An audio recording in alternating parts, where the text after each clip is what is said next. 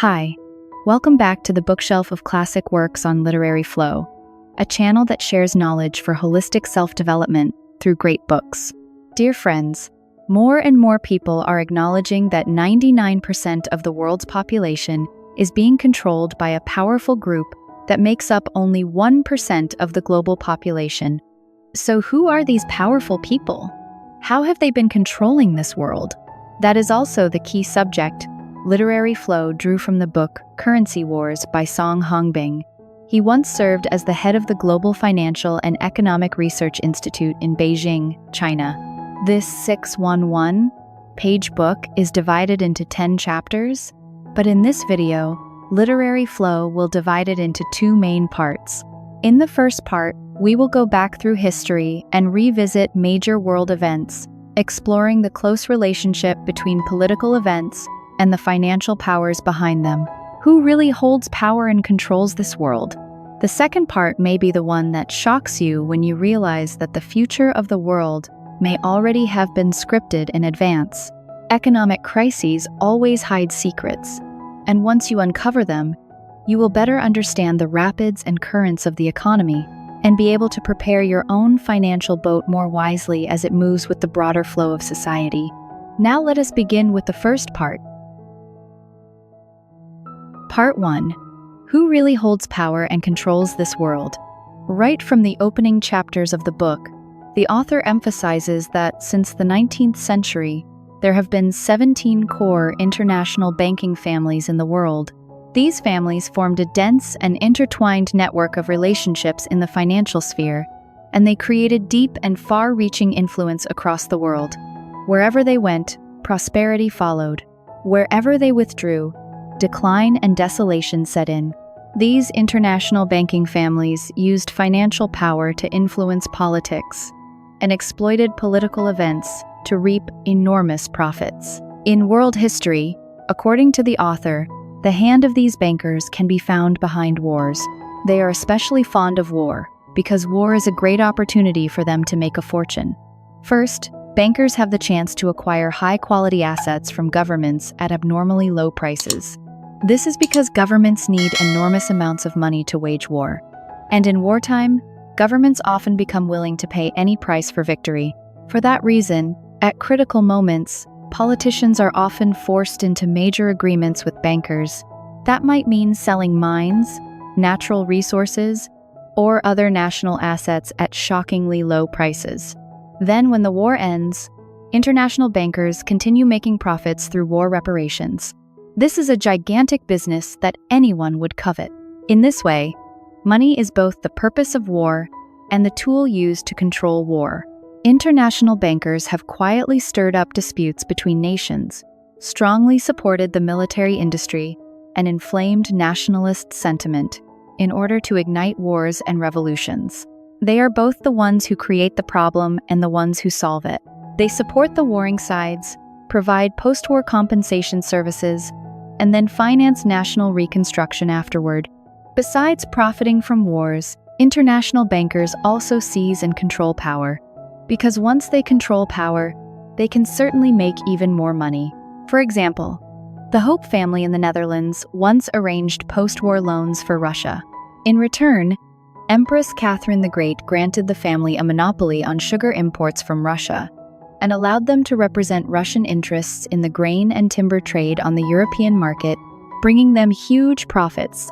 But control of power did not stop at forming mutually beneficial ties with governments. These banking families also intervened directly in government structures. The most typical example is the Rothschild family, with their remarkable talent for identifying and cultivating promising political figures. One of them was Bismarck, the man who united the small German states into a powerful German empire and became its first chancellor. The Rothschild family had discovered and supported Bismarck when he was still a young man just entering political life. Another political figure who must be mentioned is the most famous of Britain's prime ministers, Winston Churchill. Another British prime minister, supported by the Rothschild family, was Benjamin Disraeli. His relationship with the Rothschilds went beyond practical interests and resembled that of one family. Former Prime Minister Disraeli and his wife Marion had no children, They nearly treated the 5 children of the Rothschild family as their own. During every holiday of the year, they would go and stay with the Rothschilds. Another famous political figure who also relied on the Rothschilds and 2 other banking families to gain political position was Napoleon. In December 1804, with the support of 3 banking families, Rothschild, Fold, and Pereira, Napoleon ascended the throne as Emperor of France. But 10 years later, because Napoleon heavily favored the Fold and Pereira families, disagreements arose with the Rothschild family. As a result, in 1814, it was the Rothschild family that overthrew Napoleon financially and financed the restoration of the Bourbon monarchy. 16 years later, in 1830, the Rothschild family abandoned that same dynasty and supported Louis Philippe in taking the throne. From then on, the Rothschilds became the most powerful banking family in France. Later, Hitler also became a political figure in Germany who, according to the author, was brought to power by international bankers in order to create war. Besides increasing their power by controlling politics, major banking families also placed great importance on expanding their influence by building strategic alliances. They tied themselves together through mutual interests and through marriage alliances between banking families. Relationships among banking families could take the form of equal partnerships, fierce rivalries, or even master-servant dynamics. One example was the relationship between the Rothschild family and the Bleichroeder family. In 1831, the Bleichroeder family became the Rothschilds' exceptionally loyal representative in Berlin. Throughout his career, Bleichroeder supplied Rothschild with almost daily information about political changes, military mobilization, and German financial market news. Because they received accurate information 24 hours earlier than the market, the Rothschild family was able to make astonishing profits. Not content with controlling and profiting from Europe alone, international banking families also extended their octopus-like reach to other continents, and their dreamland was the still untamed and highly promising American continent, where everything could begin almost on a blank page. There was no suffocating feudal system, no religious prejudice or oppression. It was truly a paradise for international bankers. The powerful capital of the European banking families poured in through the New York bond market. The New York Stock Exchange, founded in 1792, has a much longer history than many people realize. There is also an interesting point. Most international bankers were Jewish. The reason the Jewish people produced so many extraordinary talents, according to the author, lies in 2 main factors. The first is that throughout European history, most Jews endured oppression and religious exclusion. This long history of exclusion and persecution over thousands of years gave them an exceptionally distinctive and sensitive financial instinct. Harsh conditions forced them to search for and discover ways to survive. They became involved in every field of trade, from money to goods. After centuries of hard work, Jewish communities came to tightly control the channels of global capital and credit. The second reason was their unwavering faith in God. The Jewish people believed that they were chosen by God and represented God in carrying out sacred authority. They believed that the wealth and power they accumulated were not to be used for display or waste, but to manifest the glory of God. These international banking families developed side by side with the course of human history. Their fortunes were passed down from one generation to the next. Yet now, in the 21st century, we no longer see the visible presence of these families. Has their enterprise long since come to an end? If that is truly the case, then in whose hands does real power lie today? That is exactly the subject of the second part of this video. The methods of rule used by the world's financial giants have changed. In some inspirational books, you may have come across the classic story of oil magnate Rockefeller. Throughout his career, Rockefeller was known as someone who would stop at nothing. At one time, he was the most hated man in America. At the age of 53, he was diagnosed with a terminal illness and was told there was no cure. So, despite having annual income flows of billions of dollars, the oil king could now do nothing but survive day by day on crackers and yogurt worth less than $2. After awakening to this reality, Rockefeller began donating most of his wealth. He established scientific research institutions and charitable organizations. His life seemed to turn a new page and regain vitality. Thanks to this, he went on to live happily until the age of 98. The motivational lesson usually drawn from this story is, the more you give, the more you receive. And indeed, Rockefeller did receive more. After donating most of his wealth to non-profit foundations, those foundations brought him 4 major benefits. First, his public image was completely transformed. From being the most hated man in America, Rockefeller became a man widely praised by the public. Second, even though he had donated his wealth into nonprofit foundations bearing his name, those assets did not leave his control. In fact, through a whole series of fundraising and management strategies, he gained even stronger and more extensive control over the wealth after donating it. Third, when wealth was placed into these foundations, it was shielded from many forms of taxation, such as income tax, gift tax, profit tax, and especially inheritance tax. In the United States, inheritance tax can be as high as 50% of the estate's value. Through this form of donation, he was able to pass money legally to future generations of his family. Fourth, not only were many taxes avoided, but the wealth under the name of these nonprofit foundations could also increase in value quite easily. The people controlling those foundations could buy and sell many types of assets, including real estate and securities, without having to publicly disclose financial statements. More than 200 foundations under the Rockefeller name were established. The social contributions of these foundations support for science, healthcare projects, poverty reduction, and so on cannot be denied. But Song Hongbing argues that the act of donating and setting up charitable and non-profit foundations was in fact a highly sophisticated way of hiding assets. Rockefeller was the one who invented this method, and today there is hardly any ultra-rich tycoon who has not learned from it. Bill Gates and Warren Buffett are examples. Even when it comes to their investment projects, they almost never use their real names, but instead act through proxy structures and organizations. They give up public titles and step away from the vanity of appearing on the list of the world's richest people in exchange for what is more substantial. Their wealth is concealed, they avoid media attention, and they enjoy a cool kind of freedom behind the curtain. So the question continues, where are the assets of old families like the Rothschilds today? Have they truly disappeared, or are they hidden somewhere beyond the world's sight?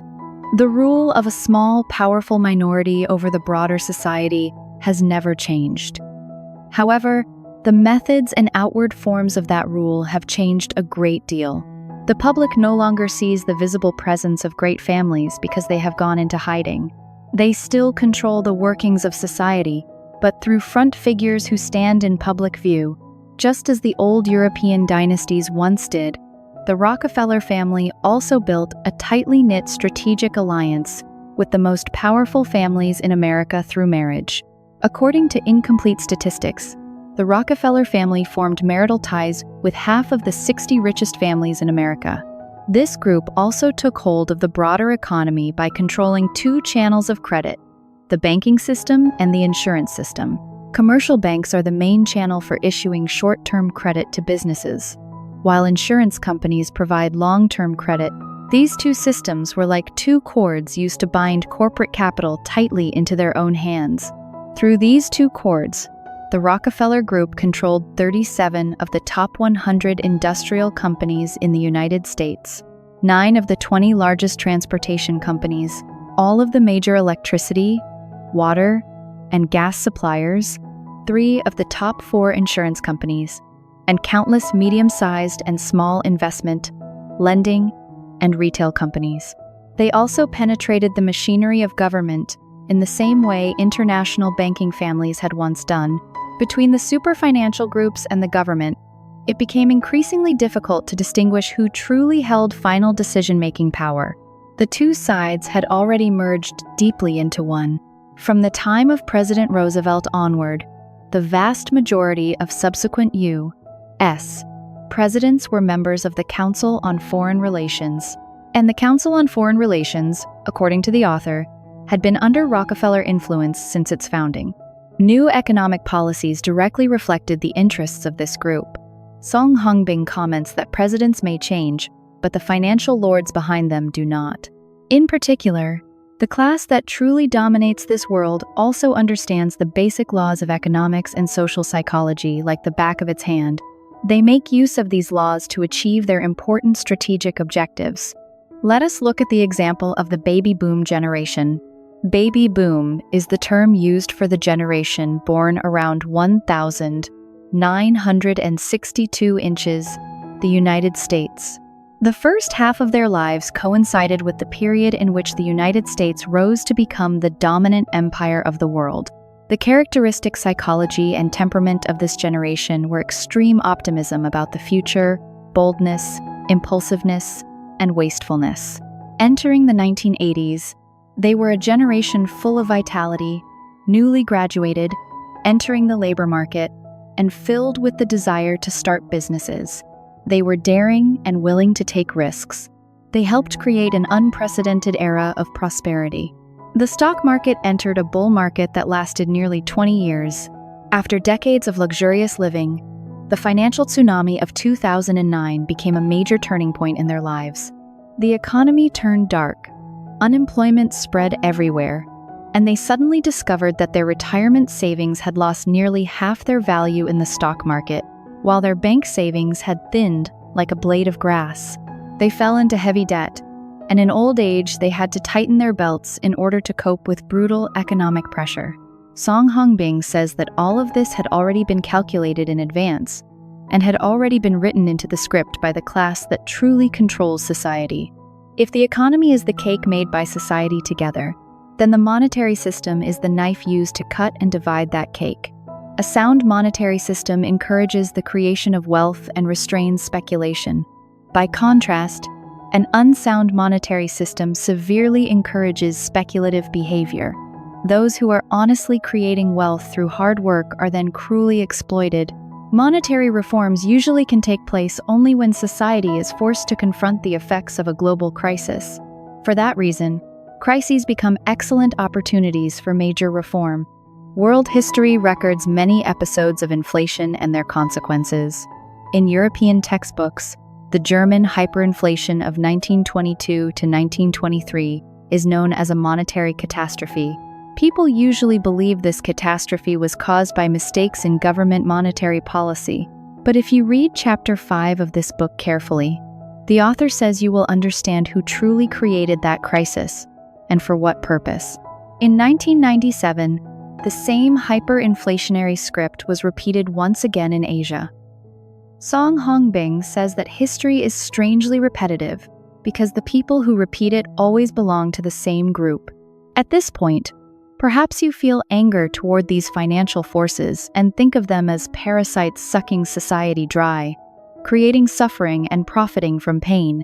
However, we are here to read together, to understand the problem, and to make the best possible choices for ourselves in the future, not simply to judge or to resent.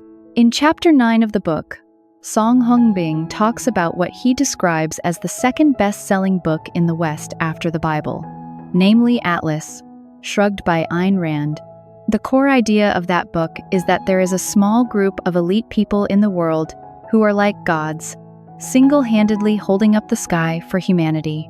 They are the ones who drive the development of human history. They are the source of progress. Yet these elite figures have been treated unfairly by society. Society shows no gratitude and offers no respect for their contributions. In traditional thinking, capitalists and the bourgeoisie are seen as parasites who live off and exploit the working class. But in this book, the author raises a series of sharp questions. If elites create more wealth for society, why are they accused of being parasites? If elites bring employment opportunities, why are they seen as exploiters? If elites are the driving force behind invention and innovation, why are they judged as people who enjoy the fruits without doing the work? These people have money and control wealth, the book suggests, because they deserve it and because they have worked extremely hard for it. Ordinary people, by contrast, are portrayed as caring only about basic comfort, complaining about fate, having limited ability, yet remaining jealous, narrow-minded, and resentful. This book has been highly praised among the upper class in American society because it speaks for their inner convictions, the convictions of those who see themselves as the masters of the world. The reason the book became so successful, according to the author, was largely because the upper class worked together to promote it as a form of extreme moral indoctrination for society at large. It was assigned as extracurricular reading for elementary and secondary school students. In this way, it systematically seeped into the thinking of young generations in the United States. Influencing the field of education has been one of the most effective ways of ruling the world from the beginning of the 20th century until now, when one generation, then two generations, then many generations grow up under the influence of the same ideological concepts. Their thinking gradually begins to converge in one direction. This becomes the data foundation for major financial strategies in the future, just as happened with the baby boom generation we discussed earlier. In the United States, the Rockefeller Foundation and the Carnegie Foundation have long funded and distributed textbooks on a large scale. Beyond that, Rockefeller also controlled public thought by taking hold of major media channels, most notably the New York Times, that guiding lighthouse of the media world. There was also the Washington Post and other giant media institutions. The power to write history is the supreme power in politics. Whoever can control that power can also dominate the final image reflected in the mirror called history. They do not merely control the world's wealth, they also shape the consciousness of the people living in that world. Before closing the book, Song Hongbing raises questions and hypotheses about the future. If people around the world come to understand that there will always be warning signs before a crisis occurs, and if they begin monitoring global economic fluctuations and preparing themselves in the best possible way to survive such crises, then will the world's financial tycoons still be able to continue carrying out their plans of shearing the sheep during every economic crisis? The way they have done throughout history? The copyright of this book belongs to Bachviet Joint Stock Company. Thank you for listening. See you again in the next videos.